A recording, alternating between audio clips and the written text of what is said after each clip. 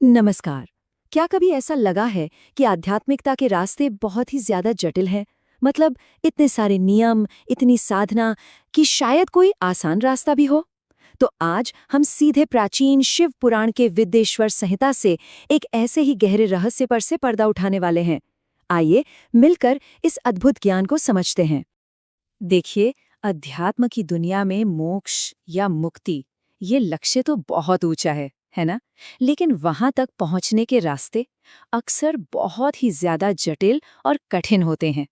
सोचकर देखिए, सालों की तपस्या, कठिन साधना।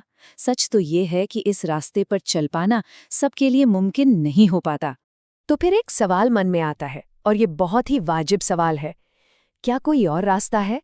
कोई आसान तरीका? एक ऐसा रास्ता जो हर किसी के लिए खुला हो, चाहे उनकी परिस्थितियां कैसी भी क्यों ना हो। और मजे की बात यह है कि शिव पुराण इसका एक बिल्कुल सीधा जवाब देता है। जवाब है लिंग का दैनिक पूजन। जी हाँ, इस ग्रंथ के मुताबिक ये वो सीधा और सुलभ साधन है जो भव सागर यानी इस सांसारिक अस्तित्व के सागर को पार करने में मदद कर सकता है। पर रुकिए, शिव की पूजा का ये तरीका जितना सरल लगता है उतना है नहीं। इसके पीछे एक बहुत गहरा रहस्य छिपा है। एक ऐसा बुनियादी सवाल जिसने हजारों साल पहले बड़े बड़े ऋषियों को भी सोचने पर मजबूर कर दिया था। और जानते हैं वो सवाल क्या था? पुराण के अनुसार उन्होंने पूछा, बाकी सब देवताओं की पूजा तो सिर्फ उनकी मूर्ति में होती है, फिर ऐसा क्यों है कि शिव की पूजा मूर्ति और लिंग दोनों में की जाती है? वाह, क्या जबरदस्त सवाल है ना? और इसका जवाब सीधा भगवान शिव के असली स्वरूप से जुड़ा हुआ है।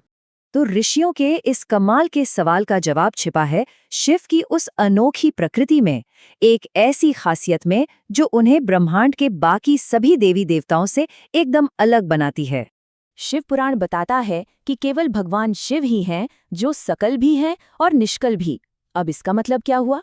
सकल मतलब जिनका कोई रूप हो, जो साकार हों, और निष्कल मतलब जिनका कोई रूप न हो, जो निराकार हों। और उनका ये दोहरा स्वभाव, यही दोहरी प्रकृति उनकी पूजा के इन दो अलग अलग तरीकों की जड़ है। तो चलिए इन शब्दों को थोड़ा और खोलकर समझते हैं। पहला है सकल। सकल का मतलब है अंगों के साथ या रूप के साथ। ये भगवान का वो स्वरूप है जिसे हम एक मूर्ति में, एक आकार में देख सकते हैं और उसकी पूजा कर सकते हैं। और फिर आता है निष्कल। इसका मतलब है निराकार, जिसका कोई रूप नहीं, कोई नाम नहीं, जो अव्यक्त है। असल में ये परम ब्रह्म का ही स्वरूप है, वो अंतिम सत्य जिसे किसी आकार में बांधा ही नहीं जा सकता। और यही निष्कल स्वरूप है जो सीधे सीधे लिंग से जुड़ा है। तो ठीक है, शिव सकल भी हैं और निष्कल भी, पर इसका पूजा के तरीकों से क्या लेना देना है? अच्छा, इसका जवाब तो और भी दिलचस्प है। यहाँ पर ग्रंथ एक बहुत बड़ा फर्क बताता है। वो कहता है कि बाकी सभी देवी देवताओं का सिर्फ साकार यानी सकल रूप ही होता है, उन्हें जीवात्मा माना गया है। लेकिन अकेले शिव ही हैं जो सकल भी हैं और निष्कल भी, और इसी वजह से उन्हें परम ब्रह्म कहा गया है। और बस यही है असली वजह, क्योंकि बाकी देवता परम ब्रह्म नहीं माने जाते तो उनका कोई निराकार यानी निष्कल स्वरूप है ही नहीं जिसकी पूजा की जा सके।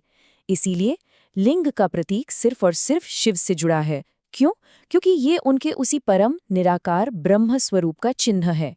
लेकिन एक मिनट, ये निराकार स्वरूप, ये लिंग आखिर अस्तित्व में आया कैसे? है ना बड़ा सवाल। शिव पुराण इस निराकार के आइडिया को एक बहुत ही यादगार कहानी के जरिए हमारे सामने रखता है। कहानी कुछ इस तरह है कि एक बार सृष्टि के रचयिता ब्रह्मा और पालनहार विष्णु में इस बात पर भयंकर झगड़ा हो गया कि दोनों में बड़ा कौन है।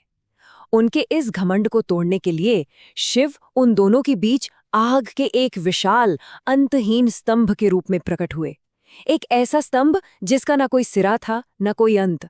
प्रकाश का यही निराकार स्तंभ, यही ज्योतिर्लिंग शिव का निष्कल स्वरूप था, जो बाद में दुनिया के कल्याण के लिए लिंग के प्रतीक के रूप में पूजा जाने लगा। तो ये कहानी हमें क्या बताती है? ये बताती है कि लिंग सिर्फ एक प्रतीक या निशान नहीं है, बल्कि ये उस परम अव्यक्त सच्चाई का सीधा सीधा प्रकटीकरण है जो खुद शिव है। तो चलिए अब इन सारी बातों को एक साथ जोड़ते हैं। आखिरकार इन सब का निचोड़ क्या है? इस प्रतीक का गहरा मतलब क्या है? आइए अब पूरी तस्वीर को एक साथ देखते हैं। तो शिव पुराण के हिसाब से शिव लिंग क्या है? ये शिव के निराकार यानी निष्कल स्वरूप का पवित्र प्रतीक है। ये उस परम ब्रह्म को दर्शाता है, वो अनदिखा स्रोत, वो नींव जिससे ये पूरा का पूरा ब्रह्मांड पैदा हुआ है। तो अगर हमें सब कुछ समेटना हो तो ये प्रतीक क्या क्या दिखाता है? पहली बात, ये उस निराकार परम सत्य का प्रतीक है। दूसरी, ये परम ब्रह्म के रूप में शिव के सबसे अलग, सबसे ऊंचे स्थान का निशान है।